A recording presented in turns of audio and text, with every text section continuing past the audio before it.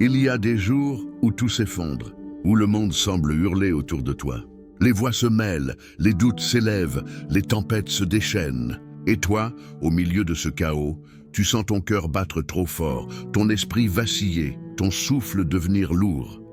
Mais c'est là, précisément là, que naît le véritable pouvoir, celui du calme. Celui qui est maître de lui-même est plus puissant que celui qui est maître du monde. Bouddha le calme n'est pas l'absence de tempête. C'est la capacité d'y demeurer sans se perdre. C'est ce feu tranquille qui continue de brûler quand tout vacille. Ce regard stable qui, même au cœur de la foudre, garde la direction. Le monde t'a appris à réagir, à répondre au bruit par le bruit, à la colère par la colère. Mais le calme, lui, te propose un autre choix. Observer, ne pas te laisser happer par le tumulte. Parce qu'en réalité, la tempête ne détruit que ceux qui y participent. Quand la mer est agitée, le marin ne se plaint pas du vent, il ajuste ses voiles. Proverbe, zen, le calme intérieur, est une discipline, une maîtrise forgée dans le silence, polie par l'échec, nourrie par l'humilité. Il ne vient pas naturellement. Il se construit jour après jour dans les moments où tout en toi crie de réagir, mais où tu choisis de rester. Ce calme-là est une forme de courage. Celui de ne pas céder, même quand tu brûles de répondre. Celui d'écouter ton propre souffle quand tout autour n'est que vacarme. Et ce courage silencieux finit toujours par éteindre les flammes du chaos. La prochaine fois que tout semblera te pousser à exploser, fais le contraire. Inspire profondément. Reste immobile pendant 3 secondes. Et dis-toi, je ne suis pas la tempête. Je suis le centre qu'elle ne peut atteindre. C'est ainsi que les esprits forts gagnent leur bataille, non pas en criant plus fort, mais en devenant le silence que rien ne peut ébranler. Le calme n'est pas la faiblesse, c'est la couronne des forts. Anonyme est quand la tempête s'épuisera d'elle-même, car toutes finissent par le faire. Tu seras encore là, debout, les yeux clairs, le souffle paisible. Tu comprendras alors, le calme ne t'a pas protégé de la tempête. Il t'a appris à en devenir le maître.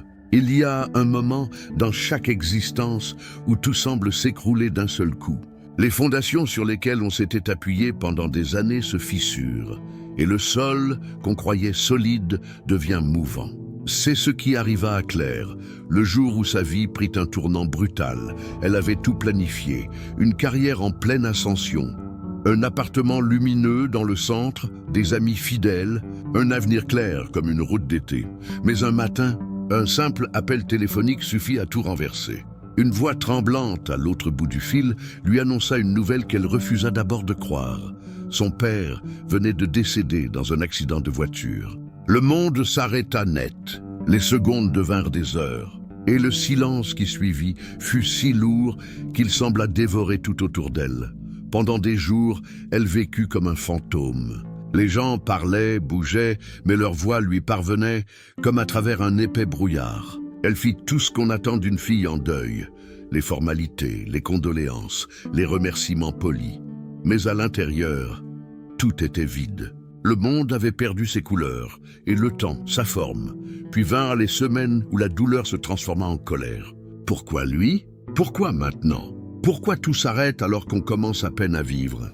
Claire chercha des réponses, dans les souvenirs, dans les photos, dans les mots laissés sur des papiers froissés.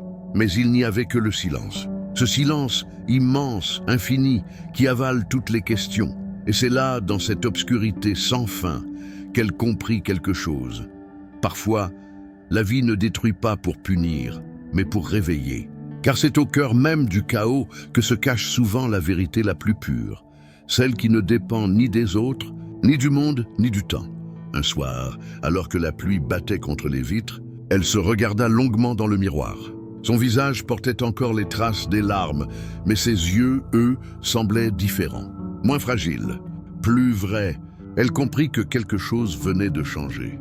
Ce n'était pas la fin, c'était le commencement d'autre chose. Une voix douce, intérieure, murmurait « Quand tout s'effondre ». C'est parfois la vie qui t'apprend à reconstruire autrement. Et dans ce murmure, pour la première fois depuis longtemps, Claire sentit naître une paix fragile. Le calme avant la renaissance. Les jours s'étiraient lentement, comme des rubans de brume flottant sur une mer immobile. Claire avait cessé de fuir sa douleur.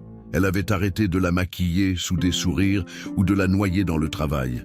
Désormais, elle l'écoutait, silencieusement, comme on écoute un orage s'éloigner. Le matin, elle s'asseyait près de la fenêtre, une tasse de café entre les mains, et observait la lumière glisser sur les murs. Chaque rayon semblait murmurer une vérité qu'elle n'avait jamais su entendre avant. Ce que tu ressens n'est pas une faiblesse, c'est ton humanité qui se révèle.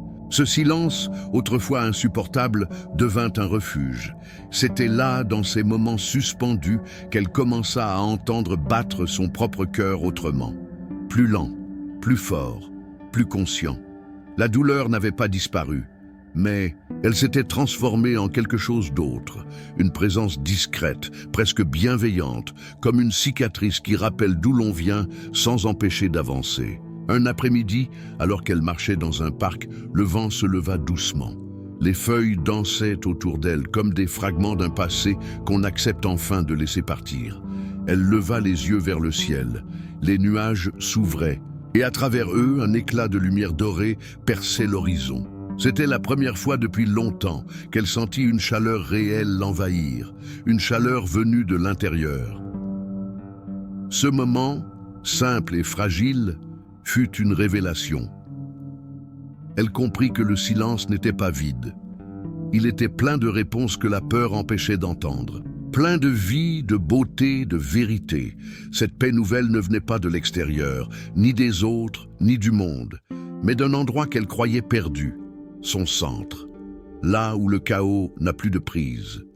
Là où tout devient clair, même au milieu de la tempête. Ce soir-là, avant de dormir, Claire écrivit dans un carnet « Je ne veux plus survivre, je veux exister, entièrement, même avec mes blessures ». Et ces mots, posés sur le papier comme une promesse à soi-même, marquèrent le début de sa renaissance. Le matin se leva sur un ciel clair, presque trop clair. Claire ouvrit les yeux avant le réveil, sans cette lourdeur qui pesait autrefois sur sa poitrine. Le silence autour d'elle n'était plus une menace, mais une toile blanche. Une page neuve. Elle se leva lentement, marcha vers le miroir. Le visage qu'elle vit n'était pas celui d'une femme victorieuse, ni celui d'une femme brisée. C'était celui d'une femme vraie.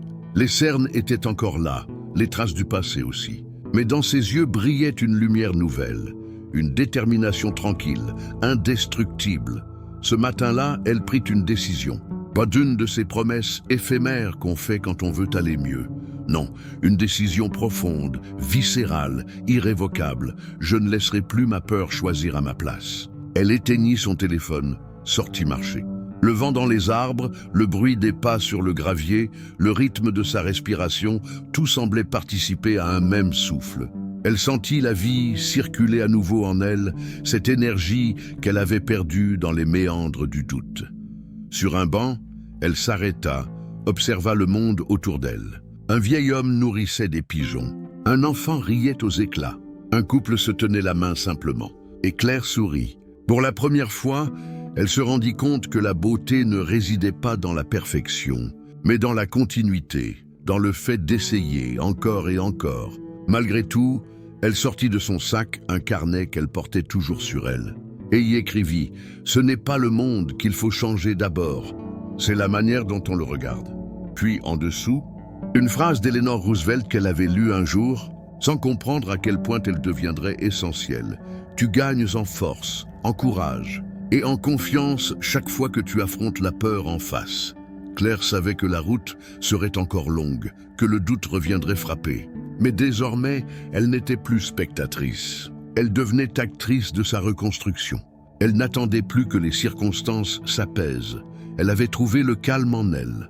Ce fut son premier pas vers la renaissance, invisible pour le monde, mais immense à l'intérieur. Si toi aussi tu traverses une tempête, rappelle-toi. Le simple fait de choisir de te relever aujourd'hui te rend déjà plus fort que tu ne l'étais hier. Abonne-toi à esprit vainqueur et avance, pas à pas, vers ta propre lumière. Le soir tomba lentement, comme un rideau d'or sur la fin d'un long acte. Claire était de retour chez elle, la même pièce, les mêmes murs, le même silence. Et pourtant, tout avait changé. Parce qu'elle avait changé, ce n'était plus la femme brisée qui cherchait à comprendre pourquoi les choses s'étaient effondrées. C'était celle qui avait appris à bâtir avec les ruines. Les cicatrices n'étaient plus des preuves de faiblesse. Elles étaient les marques d'une renaissance. Elle se fit une tasse de thé, ouvrit la fenêtre. Le vent entra, portant avec lui les odeurs de la nuit et ce sentiment d'infini qu'on ressent quand on s'abandonne à la vie. Claire inspira profondément. Elle pensa à tout ce qu'elle avait traversé, la douleur, les pertes, les nuits d'angoisse. Et soudain, elle ne voulut plus rien effacer. Parce qu'elle comprit que sans cette traversée, elle n'aurait jamais trouvé cette paix. Ce que la chenille appelle la fin du monde, le maître l'appelle un papillon.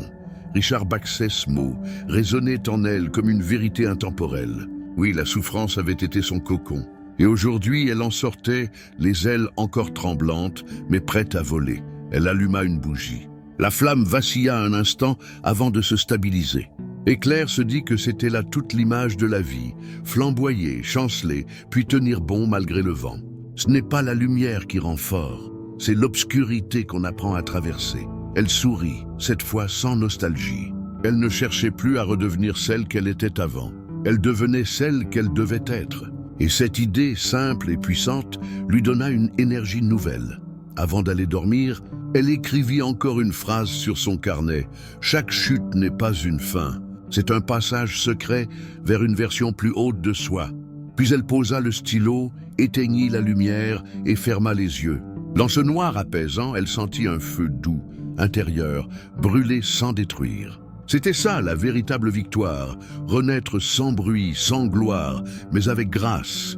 Souviens-toi, le silence après la tempête n'est pas vide, il est plein de toi. Si cette histoire t'a parlé, abonne-toi à Esprit du Vainqueur pour continuer à grandir, à te relever et à marcher vers ta propre lumière.